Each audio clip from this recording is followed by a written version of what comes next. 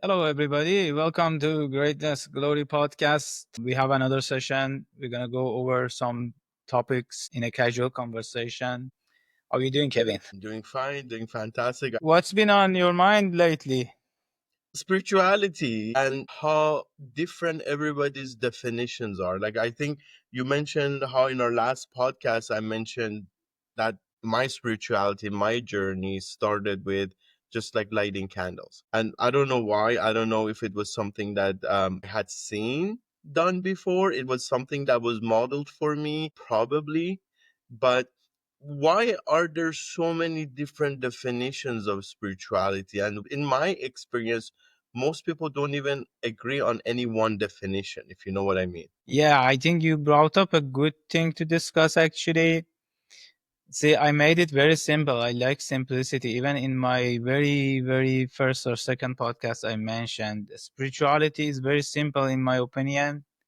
It's striving to experience a spirit. Let's say there is a aspect of us which is beyond matter, which is subtle, which we don't usually experience. We call that a spirit. Well, it's not something we can objectively examine under a microscope or something like that, but it's there and it can be only experienced for each person in their own experience. It's not something we can show it to others. It's deepest aspects of you within you. You can only experience it for yourself. You cannot show it to others or prove it or anything like that. Because it's the same concept actually as God. That's why one time I mentioned also both theist and atheist also, but they're both wrong because you cannot prove it when you debate in it. But when we talk about that whole concept, Mhm. where you said you kind start your spiritual journey by lighting a candle or like essential oils or something like that.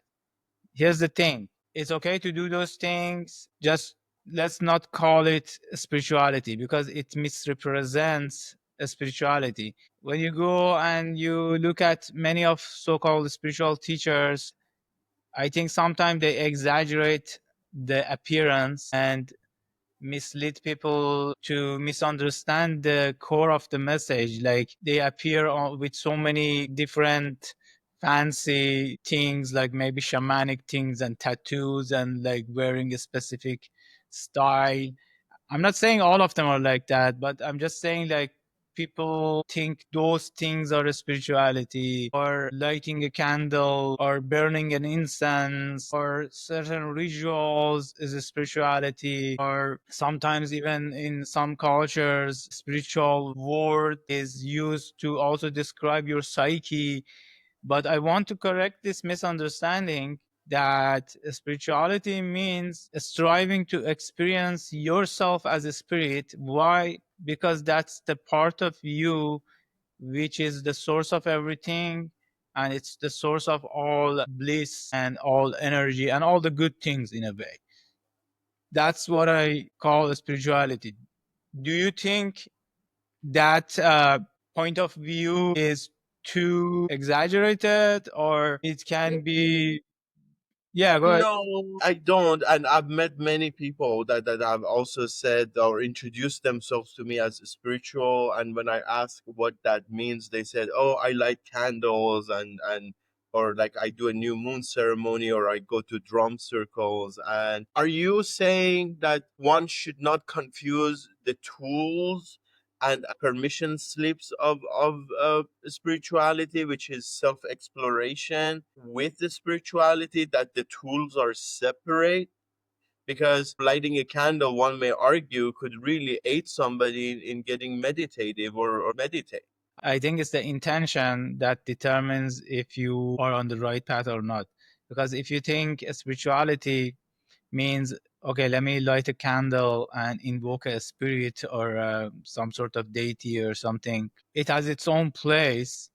But Mhm. unless you understand the most important aspects of a spirituality, which exist in all the spiritual traditions, if you want to understand it very well, one of the best traditions that explains what I want to say is Vedanta, where it says there is one aspect in all of us. You might call it, they call it the self, which is not the ego self, is the cosmic self, God, whatever, spirit. And that is beyond everything. And that is free, doesn't suffer, is perfect. And that is the deepest aspect of our existence. And you can access it by going inward. If that candle is lit with the intention to make you feel more relaxed and good so you can go inward, it can be a tool to aid on your spiritual progress. If an incense makes you more relaxed and calmer so you can go more inward, yes, it can be an aid on your path.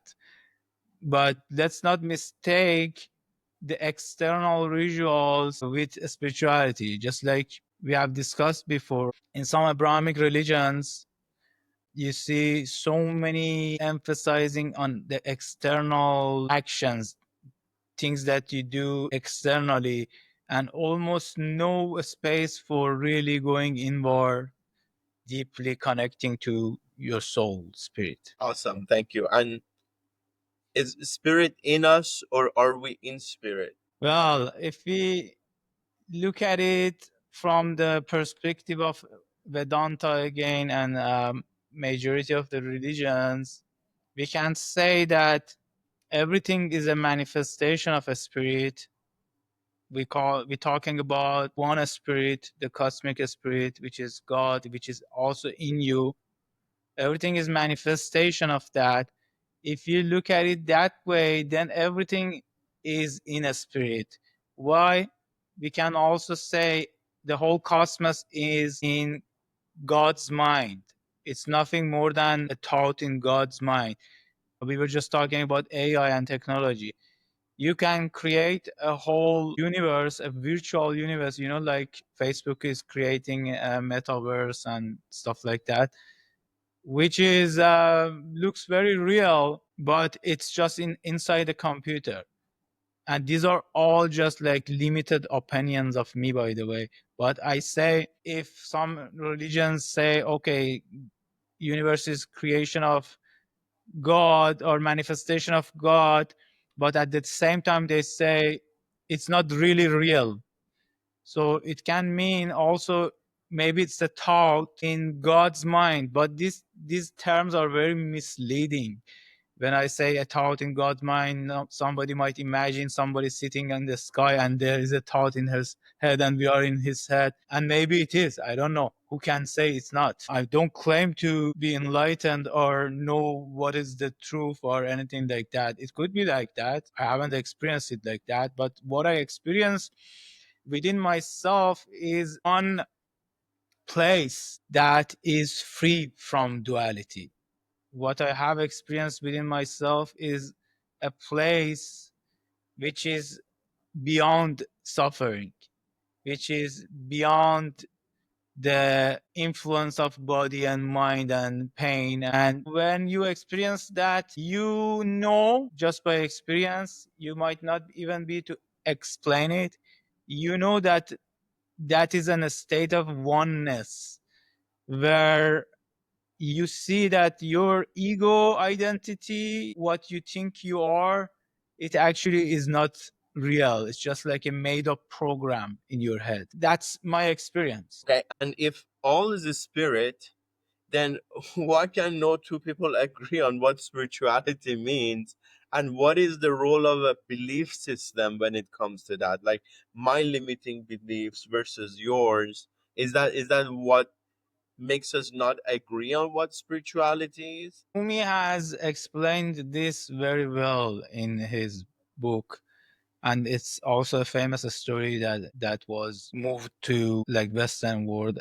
Actually, it's the story of the elephant in the dark room, which comes from Rumi, where he says, it's a why so many like arguments about different philosophies and the ways that people address the reality. And then he says it's like an elephant was put in a dark room and they put multiple people inside that room. Somebody goes in the dark and touch the elephants on the back, on the top, and says, okay, this is a like a bed. Somebody goes and touches the elephant's trunk and says, this is like a gutter, and so on. And then Rumi gives this as a metaphor, saying because everybody was in the dark, they were addressing it in different ways. Even in that other poem, which I said last time, where he says the war of 72 nations is just an excuse because they didn't see the truth, they picked the myths. So it all goes back to lack of direct experience. When we have direct experience, which is the goal of spirituality versus major organized religions, Mhm. which is what I emphasize on. The thing that will save you and save the humanity and change everything is direct experience of the truth. Because if you experience the truth, if I experience the truth, if anybody experiences the truth, we will all, if we experience the same thing at the same level, we will all know the same thing. But if I ask you to join this religion and you join that religion and I join the other religion, everybody might have a different opinion about what the truth is. And that's where the conflict starts. People don't even question it and they just want to follow somebody else's beliefs instead of their own experience. Can't you argue that the people who enter this dark room to touch the elephant or figure out what's there is that it's their truth, that they experience what they experience, and you're mentioning that you have to experience the truth, and that's true spirituality. But who's to say what I believe is a bed versus like something else, an elephant is like my truth is wrong versus the next person? Like, how do you know what is that experiential type of feeling or knowing rather? Yeah. The point of the story was that after everybody gives their own opinion about the elephant or the truth here, then they bring some light into the room. And then everybody sees, oh, this is an elephant. That light is being on the right spiritual path and experiencing the truth directly with the light. That light is your consciousness. When you bring consciousness and directly experience what's within, then you can experience and know the truth as anybody else who would get there experience it. As a matter of fact, I wrote some series of interpretations of this mystical poetry, which is called The Garden of the Secrets, and it's on my website, greatnessglory.com. Very profound text. In that story, actually, the mystic there also starts with explaining the reality of the universe truth and answering to some mystical questions, saying the same thing, that some of the mystics, even they are not all on the same level. So somebody saw maybe God as an external thing, somebody experienced God as himself, somebody said even all of these things are not real, including your concept of God and me and everything. So they were on different levels.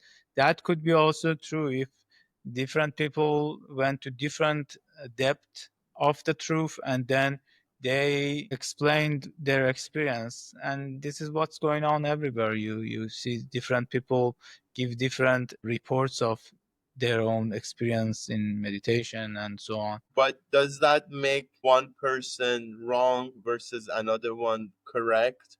Because you've also mentioned there's no good or bad, that this is a feature of the illusion, the concept of duality. Well, some people's experience as well as their interpretation of the truth can be wrong or limited because it could have been affected by their own mind and thinking than the personal opinions. That's why in spirituality, you need to get to a level that you don't have opinion about anything. Like you become a pure witness and You don't attach any ideas to anything. Basically, you get to a point, if you want to really experience the truth on higher levels, since you asked, you get to a point where there is no mind, there is no opinion, there's nothing. You just see. It's like if I open my eyes and look at this forest, I just see everything without giving any meaning to it or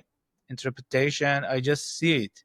And that seeing is enough. You don't need to give it a meaning. So, in the same way, when you become a pure observer, when you become really tranquil inside, you experience truth as it is, not as your mind wants to interpret it. Last night I sent you a video of some guy having a psychedelic experience, and he was chatting to AI, and he believed it's God, or that it like is connected to it and to ether and divinity. I feel like we're gonna see a lot more of people sort of interacting or having experiences with technology where that line between reality and fantasy gets blurry.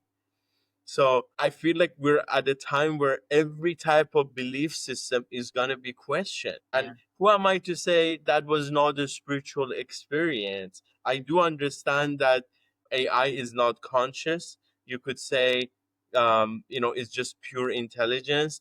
But how do you see the future as we sort of merge with technology and co-evolve at this point? Yeah, see, again, you are mistaking an spiritual experience, which is completely internal, with mixing it with some external experience or mixing yourself with AI or whatever, whatever you call it.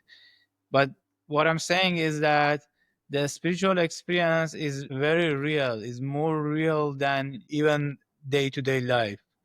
When you experience it within yourself, it's not hallucination or some belief or some fantasy world. It's more real than your mind. Everybody needs to experience it for themselves, but you keep bringing up the concept that okay, people are going to mistake AI for some god or whatever. And I know a lot of these things is coming from the book of Revelation and so on, explaining like the beast and some sort of entity is gonna do some miracles, and like people are gonna start believing him and even follow him as God. And it's a good metaphor. If it is meant to mean something like this, I think it's a good metaphor actually. It can happen. Some people can really see AI, especially in a near future when it's even more crazily advanced, Yeah. as some sort of god or whatever. But again, it's an external thing. Those people who are gonna mistake that for God, in my opinion, will be the most of those people who follow systems of thought where they see God as a separate entity sitting somewhere, aliens or whatever. But when you actually really understand the meaning of God, which I've been really trying to convey to everybody, coming from a majority of the ancient spiritual traditions, including Vedanta, Hinduism, and Eastern religions, and Taoism, and Buddhism, and so on. Well, in Buddhism, there is no direct explanation of God, but anyways, the explanation of the truth is that it's a field or ground of everything which exists in everything, including me and you. That's what we're talking about. So it's again, it's not an object.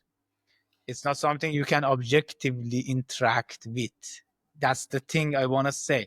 That's where the misunderstanding happens, because as long as you say okay, God is this, God is AI, God is some sort of entity, God is extraterrestrial or whatever, you see it as an external separate thing, just like me and you are interacting, you are experiencing me as an external being here. But when you experience God as something that you are one with and something which is behind everything else that you think you are, then at that time you won't be thinking that something just because it's amazing or super natural or whatever is God. So you're saying that it's a knowing when you have that profound spiritual experience, you know that it's the truth. That resonates with me actually. But my question is, why can't no two people agree on what it is? Although we do see traditions in the mysticisms and in the esoteric traditions that sort of agree across the globe with what the truth truly is. It's just a fascinating topic to me, and it's not just because I used to read a lot of sci-fi books. Yeah, I mean, again, I mentioned the reason people cannot agree on it is for two reasons. One is because they have not experienced the same thing. Secondly, is because they have not even experienced it. You see, majority of the arguments between religious people is about something they have not even experienced, and that's stupid, right? Because like somebody is sitting here, it says my book says this is the truth. Another person is sitting on the other side of table says no, my book says this is the truth. I can explain why I say this, why this is the truth and your truth is not true enough. They are both talking about something which have not experienced, and some people might have even hallucinated some things and they think that's the experience. I mean, people all the time they do drugs and think they are gods and they are Jesus and so on also. Yeah. What is the purpose of life? Is it to know God, or is it utterly meaningless? I don't know. I can only say from what I experience and I directly experience and see here, unless I go beyond my mind and duality, I won't be able to be free, whether in this lifetime or after this lifetime. So I think I can just answer what is in my experience, which is going beyond the ego identity and becoming free from the mental chains. That's what I know. Whether there is a purpose to life or whatever, I don't know. But I can say with a limited opinion that I'm pretty sure if there is a purpose for life, the purpose is evolution. And this is not evolution of the genes necessarily, it's evolution of consciousness.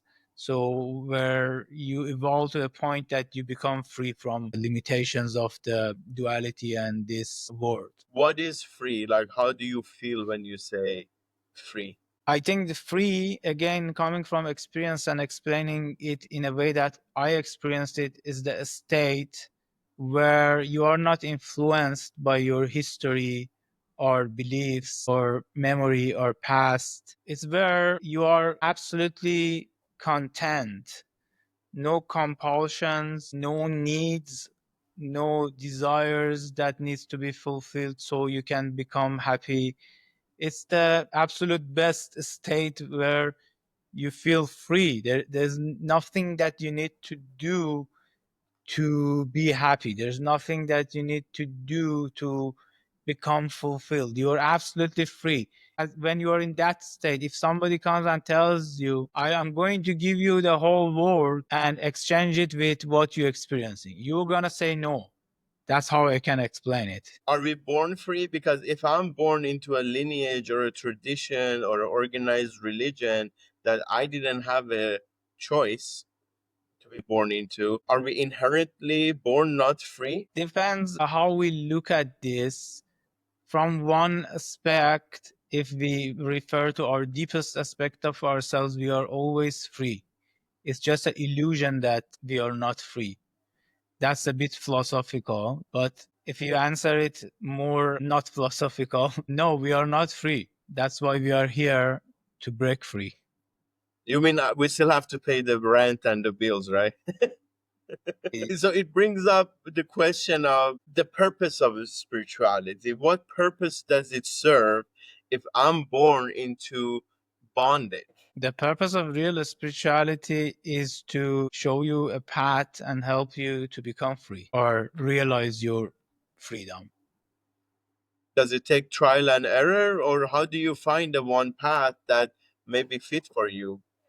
Yeah, you need to walk on a authentic path. The notion that so many people have, first of all, a lot of people might not have even understood what is it that they're seeking in terms of spirituality, and that's a topic for another discussion. But the purpose, if your purpose is to break free, then you need to follow an authentic path.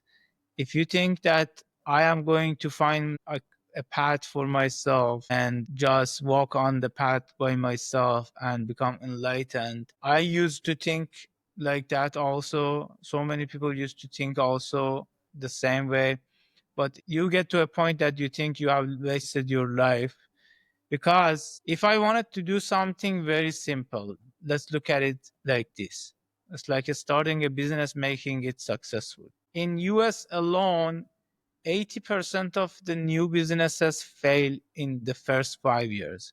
And another 10% fail in the next 5 years. So basically, in the first 10 years, only 10% of the businesses survive. And these people are not stupid, difficult for them to stay in the business and become successful. It doesn't take necessarily a genius to become successful in the business. But look at it this way: if it's that difficult, just do something like creating a successful business. It's not even you want to become some like world renowned mathematician or scientist or anything. Just like creating a business and keeping it up. And the chances of your success will be greatly increased if you had a profoundly capable business coach who can guide you, especially if he is on the same type of business and he has walked that path for years. I think it will increase your chances of success up to like 80%. The 20% that remains is how much you want to put your effort in it and so on.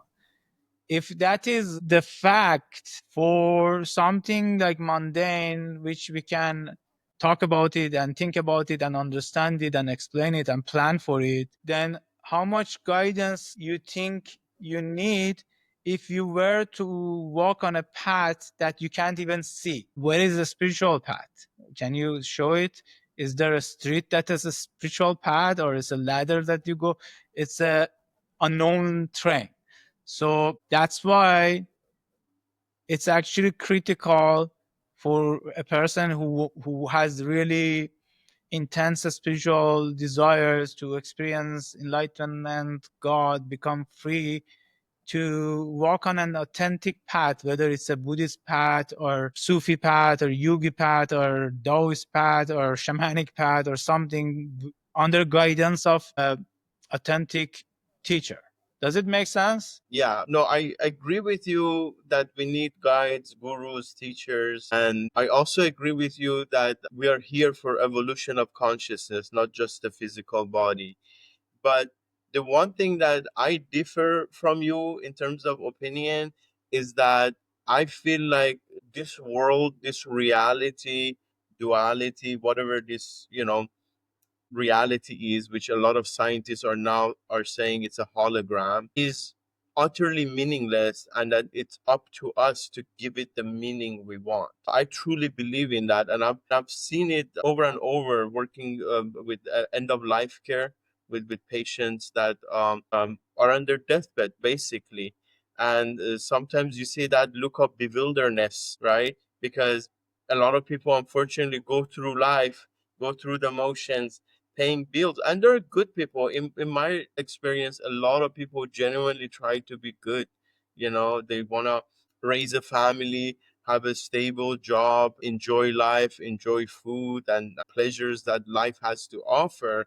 However, a lot of times when it comes to that moment, you realize when spiritual support shows up in hospice work, their question is, what was the meaning of all this? And that's why I'm a firm believer in that we have to give life the meaning we want to. Otherwise, it could be, utterly meaningless. And how many philosophers we've had, from Nietzsche or existential type of philosophies, that said, you, you know, it's all BS. It doesn't exist. And but then again, you have people who've walked this very same earth and have had profound experiences and have led and motivated many others, millions, long after they've passed away. Okay. I don't think you are opposing my opinion. I also agree with you that everything in universe is meaningless. But if you understand it correctly, that meaning is a psychological thing. In that way, it's meaningless, and the meaning is what you give to it. That's correct. but it doesn't mean that there are no laws or specific ways that reality operates in. For example, let's say something as simple as the law of gravity or something like that. Or fire is going to burn my hand. It's a law. So do you want to give it a meaning and say, oh, this damn fire is evil, is burning my hand? Or if you don't want to do that, or if maybe if you're a scientist, you would say, yeah, this fire is burning at the temperature of blah, blah, blah, and then it's causing the skin tissues at my hand to corrode, and this happens, and that chemical reaction happens. Again, it's the meaning yet you're giving to it, but it's happening. Okay, so spirituality is more about doing the right thing to get to the right place where you experience freedom. Is there right? Is there wrong? It's up to you. If you want to stay limited, nothing wrong with it. You want to stay suffering, nothing wrong with it. You think that when you become a billionaire, everything will be resolved. When you find the most beautiful man or woman in the world, you become satisfied and free. It's up to you. If you want to go and try that path, try it. But I would suggest do all those things. And I don't want you even to become a monk and like just do a spirituality, but dedicate 5-10% of your life also to the pursuit of truth, the internal truth. And maybe you want to call it just evolution, maybe you just want to call it overall personal development, but do that, because if you don't improve yourself, nothing will really improve anyways. Awesome, thank you, and that resonates with me. And one final question: you sent me a video a few days ago of a Swami who was saying you could rise above the observer. Could you explain that a little bit more? Because that's been messing with me for over a week now. and that notion of going beyond the observer was never in my reality. Like, because all the scripture I've studied suggested just be the unbiased observer, like be God-like, Christ-like, and don't judge, right? And just observe this great theater. The notion of rising above the observer, I'm playing with in a playful manner, and it's been fun. And I wanted you to maybe expand on that, how you've incorporated that approach into your spirituality and your practices. Since you brought that up, I would as well answer it. This is a bit advanced topic and I don't want to confuse people. Maybe it doesn't belong to this discussion, but I will answer it anyways. We just talked about the spirit. A spirit might be called the observer actually also. Your consciousness becomes the observer, the pure observer, not being influenced by what's happening in the physical reality and mind. And that's one level of being free. When it says that's going beyond the observer, in my experience, when you transcend, you go beyond your personal identity, ego self, which you are involved in like almost 24/7 for most people. And you become an observer to it. It's not the final stage of becoming free, because you are still giving that observer a role, some sort of identity, even if that identity is more subtle or more refined. You say, okay, now I am the observer. Then you can be stuck in the observer complex. You can say, okay, now I'm the observer. But it's not even that. It's You nothing. identify with it. Yeah, it's nothing to be identified with it. It's nothing that can be limited in a concept or understanding. So again, we go back to the beautiful concept of Vedanta called neti neti, not this, not that. It's nothing that you can explain. As long as you try to label it and put it in a box, then you move away from it. It needs to be experienced in a transcendental, mindless state in a way. And I am not explaining all these things in the most perfect manner.